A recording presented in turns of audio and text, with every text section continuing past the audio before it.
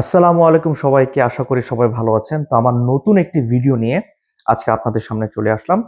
আমার এর আগে ভিডিওটি ছিল আহ, ইউরোপিয়ান ইউনিয়ন যে বাংলাদেশ সহ 7টি দেশকে নিরাপদ দেশের তালিকায় ফেলেছে সেই ব্যাপারে আপনাদেরকে আমি ইনফরমেশন দিয়েছি যে বর্তমানে ইউরোপে অবৈধভাবে এসে বৈধ হওয়ার কোনো সুযোগই নেই।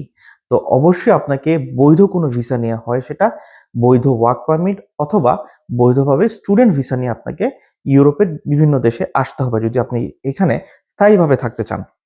তো আজ আমি যে ব্যাপারটা নিয়ে আপনাদের সাথে আলোচনা করব সেটা হলো ওয়ার্ক পারমিট ভিসা নিয়ে।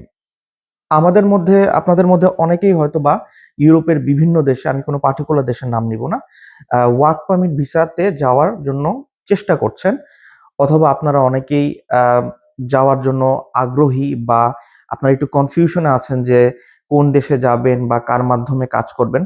তো আমি আপনাদের ছোট কিছু 3টা পরামর্শ মূলত আমি দিব। প্রথমত, আপনারা যেই দেশে যাবেন সেই দেশ সম্পর্কে একটু ভালো মতো যাচাই বাছাই করা।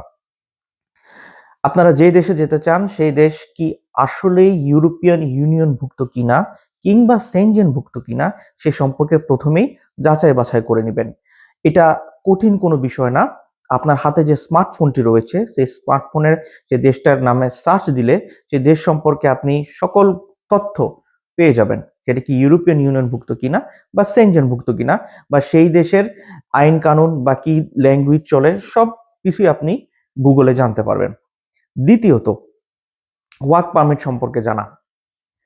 আপনাকে জানতে হবে, এই জিনিসটা বুঝতে হবে যে ওয়ার্ক পারমিট ইস্যু হওয়া কিংবা আপনি যেই দেশে যাবেন সেই যে কোম্পানির আন্ডারে যাবেন সেই কোম্পানি থেকে কাজের কন্ট্রাক্ট পাওয়া মানেই আপনার ভিসা হয়ে যাওয়া না। অনেক এজেন্ট রয়েছে যারা, আমি এখানে এজেন্ট শব্দটি ইউজ করব, দালাল শব্দটি ইউজ করব না, কারণ এখানে বাংলাদেশে অনেকে রয়েছে যারা বৈধভাবে সঠিক উপায়ে ওয়ার্ক পারমিটের কাজটি করে থাকে। সো আমি ওই ওয়ার্ডটি ইউজ করে তাদেরকে ছোট করতে চাই না। সো আপনাদের অনেককেই এজেন্টরা বলে থাকে যে ওয়ার্ক পারমিট ইস্যু হয়ে গেছে তার মানে হয়তো আপনার 99% বা 95% ভিসা কনফার্ম। এটা মোটেও সত্য কথা নয়। এমনও অনেক ঘটনা ঘটেছে যে ওয়ার্ক পারমিট ইস্যু হয়ে গেছে, সব ঠিকঠাক রয়েছে, কিন্তু যখন এম্বাসিতে তার কাগজপত্র জমা দেওয়া হয়েছে তারপরে তার ভিসাটি রিফিউজ হয়েছে, সেটা নানা কারণে হতে পারে।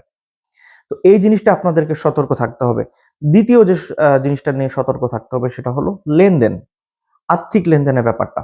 এখন আপনার সাথে আপনার এজেন্ট বা আপনার এজেন্সি যে পরিমাণ অর্থের বিনিময়ে চুক্তি হয়ে থাকুক না কেন, অনেক সময় তারা সেই সম্পূর্ণ অর্থটির 25 ভাগ যখন আপনারা কাগজপত্র জমা দেন তখন নিয়ে থাকে।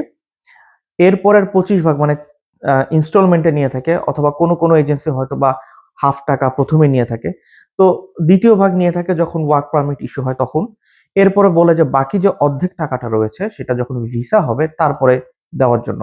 সো আপনাদেরকে আমি এই জিনিসটা বলতে চাই, যদি কোনো কারণে আপনার ভিসা না হয় তাহলে যে 50% অর্থ বা যে পরিমাণ অর্থ আপনি আপনার এজেন্ট বা এজেন্সিকে দিবেন সেই অর্থটি কি আপনি ফেরত পাবেন কিনা সেটা ভালো মতো যাচাই বাছাই করে নেবেন, বা সে ব্যাপারটা নিয়ে আপনি একটু সতর্ক থাকবেন।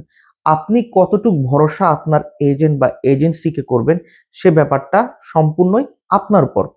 আপনারা যখন কোনো এজেন্সিতে যান সেখানে দেখবেন অনেক এজেন্টরা আপনাদেরকে নানা নানা বড় বড় ফাইল বের করে দেখাবে যে দেখো আমার কাছে কত কাজ রয়েছে, আমরা অনেক মানুষের কাজ করছি। তো কাজ করা মানেই যে ভিসা হয়ে যাওয়া তা না। কিংবা আপনাকে এরকমও দেখাতে পারে যে দেখো এই যে আমার কাছে এখন 10টা ভিসার ডকুমেন্টস আছে, আমরা 10টা 20টা 30টা এরকম ভিসা করে নিয়ে এসেছি। সবার ভিসা হওয়া মানে যে আপনারটাও হবে সেটা কিন্তু জরুরি না। সো এই জিনিসটা আপনারা অবশ্যই সতর্ক হয়ে থাকবেন। এই ছিল আমার আজকের ভিডিও। আপনাদের সবার জন্য শুভকামনা রইল। ভবিষ্যতে যদি আপনি এরকম আরো অনেক ইনফরমেশন মূলক ভিডিও দেখতে চান তাহলে অবশ্যই আমার ইউটিউব চ্যানেলটি সাবস্ক্রাইব করবেন এবং লাইক করবেন। ধন্যবাদ।